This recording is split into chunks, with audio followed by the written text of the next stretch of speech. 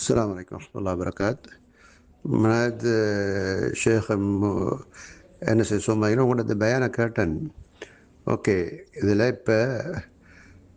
இதில் நாங்களும் முஸ்லீம், நீங்களும் முஸ்லீம், அல்லாஹ் ரசூல் இதை கொண்டு நாங்கள் இம்மா கொண்டு தானே இருக்கிறோம். ஓகே, நானும் முஸ்லீம் தான் சொல்கிறேன், நீங்களும் முஸ்லீம் தான் சொல்கிறீங்க. நானும் மூமின் தான் சொல்கிறேன், நீங்களும் மூமின் தான் சொல்கிறீங்க. ஓகே, இப்போ இப்போ ஒரு மனிதன், இப்போ நம்ம எல்லாரும் கட்டாயமாக ஒன்றாக தான் இருக்கும், கட்டாயம் ஒற்றுமையாக இருக்க வேண்டும் என்பதில் எந்த கருத்து வேறுபாடும் இல்லை, அதில் எந்த பிரச்சனையும் இல்லை, பிரிஞ்சிக்க கூட கட்டாயம். ஆனால் உங்களுடைய வாதத்தின்படி, நீங்கள் சொல்கிற கூட்டுப்படி, ஒரு மனிதன், ஒரு முஸ்லீம், ஒரு அமீருக்கு ஒரு தனிப்பட்ட ஒரு நபரை தெரிவு செஞ்சு அவரை தலைவராக ஏற்று அவருக்கு கட்டுப்பட்டு பயிர் செஞ்சு நடக்காவிட்டால், ஒரு பொதுவான ஒரு முஸ்லீம் அவன் முஸ்லீம் என்ற ஒரு கட்டுக்கோப்புக்குள் வர மாட்டானா, அல்லாஹ் ரசூல் இமாங்கன்னு ஒருத்தனாக அவன் மாற மாட்டானா, அவன் காபிரா. இது விஷயத்தில் உங்களோட கருத்து என்ன? நீங்கள் அவரை என்ன சொல்கிறீங்க? ஒரு அமீருக்கில் கட்டுப்படாவிட்டால் சரியா? அதாவது இப்போ தற்காலத்தில் ஆங்காங்கே முஸ்லீம் ஜமாத் இருக்குது, அதில் தலைவர் ஒருத்தர் இருக்குது, அவருக்கு கட்டுப்பட்டு நாங்கள் இருக்காவிட்டால், அவருக்கு பயம் செய்யாவிட்டால் நாங்கள், அதாவது பொதுவான ஒரு முஸ்லீம் அவன் காபிராகுவானா, அல்லது அவன் நார்மலாக எப்பயும் அவன் முஸ்லீம் என்ற இதெல்லாம் முஸ்லீமாகத்தான் இருப்பானா? இதனுடைய உங்களோட கருத்து என்ன? இது கட்டாயம், இது அதாவது ஒரு தலைவருக்கு பயம் செய்யாவிட்டால் அவருடைய நிலைப்பாடு என்ன? ஒரு முஸ்லீம் பயம் செய்யாவிட்டால் அவருடைய நிலைப்பாடு என்ன? உங்களோட கருத்தின்படி என்ன நிலைப்பாடு? கட்டாயங்களை பற்றி சொல்லுங்கள். அஸ்ஸலாமு அலைக்கும் வரஹ்மத்துல்லாஹி வபரகாத்துஹு. ஒரு சகோதரர் முனாஜித் மௌலவி அவர்களிடத்தில் ஒரு கேள்வி கேட்டிருக்கிறாங்க. ஒரு முஸ்லீம் அமீருக்கு கட்டுப்படாமட்டாலும் அவர் முஸ்லீம் தானா, கட்டாயம் கட்டுப்படத்தான் வேண்டுமா என்பது அவங்க கேட்குற கேள்வி. நான் சுருக்கமாக சொல்கிறேன் என்பதுதான் அவங்களோட சாராம்சம்.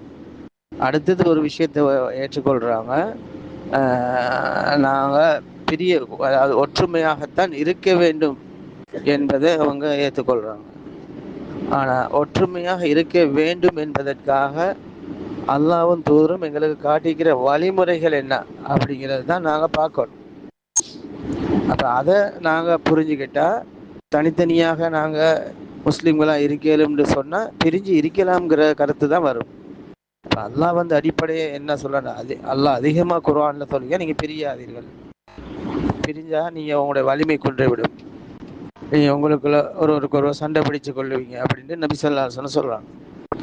அப்போ இன்றைக்கு பார்க்குறோம், இன்றைக்கு பிரிஞ்சதால தான், முஸ்லீம் என்ற பேரில் எல்லாரும் பிரிஞ்சதால தான் இன்றைக்கு உலக நாட்டிலேயே இன்றைக்கு பெரிய ஒரு கலவரமும் பிரச்சனை. இன்றைக்கு முஸ்லீம்னு சொல்கிற நாடுகளுக்கு மத்தியில் இன்றைக்கு இந்த ஈரான் அடிக்கிற சவுதியை, இங்கே சவுதி, துபாய் எல்லாம் சேர்ந்து இப்படி இதுக்கெல்லாம் காரணம் நானும் நீங்களும் வேறு வேறையா முஸ்லீமாக எனக்கு விளங்கணும், நான் முஸ்லீம் என்று நான் ஒரு கொள்கையை பின்பற்றுறோம், இன்னொரு ஆள் ஒரு கொள்கையை பின்பற்றுறோம். இப்படியான கொள்கைகளை உருவாக்கி கொண்டு கொள்கை வாரியாகவும் ஃபிர்காக்களாக, இயக்கம் ரீதியாகவும் மதுஹப் ரீதியாகவும் நாடுகள் ரீதியாகவும் பிரிஞ்சதால் ஏற்பட்ட விளைவு தான் இது.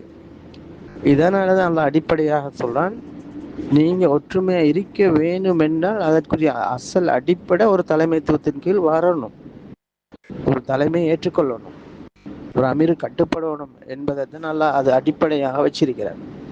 அதாவது நபி ஸல்லல்லாஹு அலைஹி வஸல்லம் சொன்னாங்க, தல்ஸமு ஜமாஅத்துல் முஸ்லிமீன வ இமாமஹும், முஸ்லீம்களுடைய கூட்டத்தையும் ஜமாஅத்துல் முஸ்லிமீனும் அதனுடைய இமாமையும் பற்றி பிடிந்தாங்க.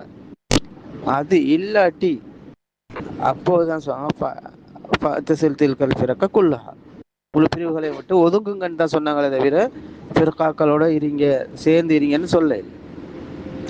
அப்ப இந்த கேள்வியை நம்ம சுருக்கமாக விளங்கணும்டா, இஸ்லாம் ஒற்றுமையை வலியுறுத்துற அதே நேரம் பிரிவுஞ்சி இருக்கிறத தண்டனைன்னு சொல்றது. நபி ஸல்லல்லாஹு அலைஹி வஸல்லம் அல் ஜமாஅத்து ரஹ்மத்துன் வல் ஃபுர்கத்துன் அதாப், ஒரு கூட்டமைப்பாக இருப்பது அல்லாஹ்வுடைய ரஹ்மத், பிரிஞ்சு இருப்பது அல்லாஹ்வுடைய தண்டனை. அப்ப பிரிஞ்சு இருக்கிறதுக்கு காரணம் இந்த தலைமைத்துவ பயத், ஒரு தலைமைத்துவத்தை ஏற்றுக்கொள்ளாததும், அவங்கவுங்க இருக்கிறவங்க அல்லாஹ் சொல்ற மாதிரி குல்லு ஹிஸ்பி பிமா லதைஹி ஃபர்ஹூன், ஒவ்வொரு பிரிவினர்களும் தங்களிடம் உள்ளதை கொண்டு சந்தோஷம் அடைகிறார்கள் என்று அல்லாஹ் சொல்றாங்க. ஒவ்வொரு ஹிஸ்புகளும், இப்போ இந்த எல்லா இயக்கங்களும், இப்போ இந்த கேள்வி வந்ததுக்கு காரணமே ஏதோ ஒரு கொள்கை, ஏதோ ஒரு இயக்கம், நாங்கள் இருக்கிற கொள்கை, நாங்கள் பின்பற்றுற இந்த விஷயம் எல்லாம் சரி, களிமா சொன்னா சரி அப்படின்ற ஒரு நிலைப்பாட்டுக்கு போனது தான். அல்லாஹ் வந்து களிமா சொன்னது சரின்னு அது எல்லாருக்கிட்டையும் போய் சொல்லிட்டு இருக்கலாங்கிறது இல்லை. ஒரு தலைமைத்துவத்துக்கு கீழே இருந்து அந்த களிமாவை சொல்லி அமீர்கிட்ட பையத் செஞ்சு ஒரு ஜமாத்தாக இருக்கும் போதுதான் அது முஸ்லீம் ஆகிறான், ஒரு ஜமாத்தாக இருக்குது. ஒற்றுமைங்கிறது, ஒற்றுமையை விரும்புகிறது என்றால் ஒற்றுமைக்கான முகாந்திரம் இருக்க வேண்டும். ஒற்றுமைக்கான முகாந்திரமே இல்லை. எல்லா பிரிவுகளும் அதற்கான முகாந்திரங்களை இல்லாமாக்கிட்டு அவங்களுக்கு அவங்க ஒவ்வொரு இயக்கங்களை உருவாக்கிக்கிட்டாங்க. இப்போ எப்படி அவங்க வந்து ஒரு கூட்டமாகிறது? இப்போ ஒரு கூட்டமாகுவதற்கான எல்லா அடிப்படைகளையும் எந்த இயக்கங்களிடத்திலும் காண முடியாது. என்ற நபி சொன்ன சுண்ணாக்கள் எதுவுமே இல்லை. எல்லா விஷயங்களையும் அவங்க சுண்ணாக்களை புறக்கணிச்சு தான் நடக்கிறாங்க. அதில் முக்கியமானது பையத் ஜமாத்துல் முஸ்லிமீனை தவிர மற்ற யாருலேயும் இல்லை.